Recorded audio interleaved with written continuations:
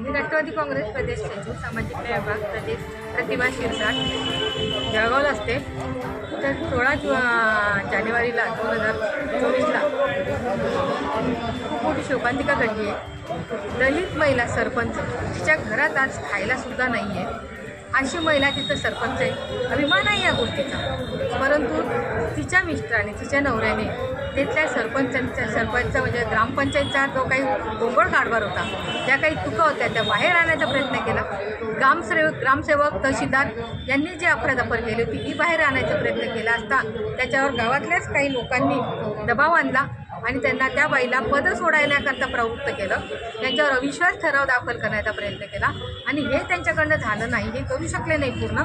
म्हणून त्यांनी 16 जानेवारीला त्याला घरी घेऊन गेले, शेतात त्याला विष पाजलं आणि त्याला विष पाजल्यानंतर त्यांनी सोडून दिलं।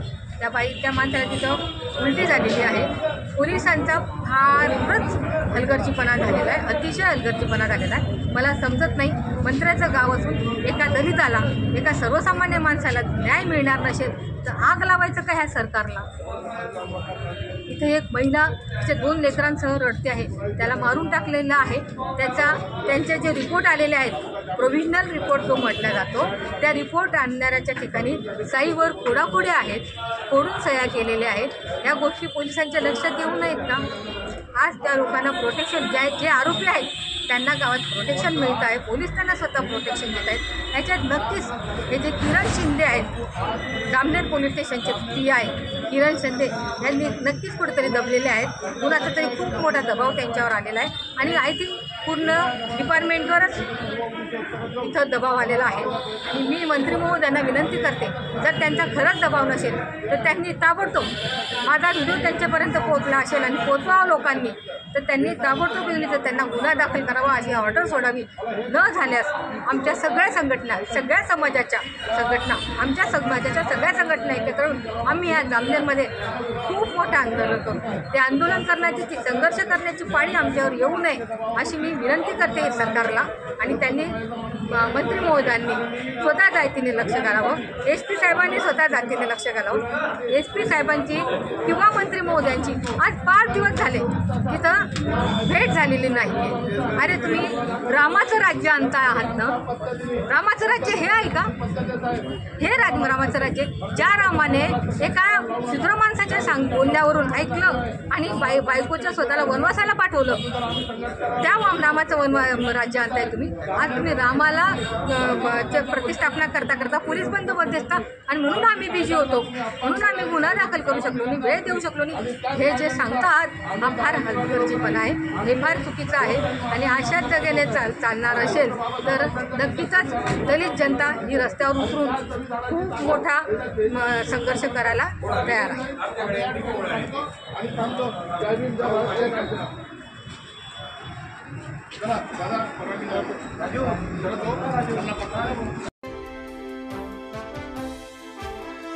क्रांतिकारी जय भीम।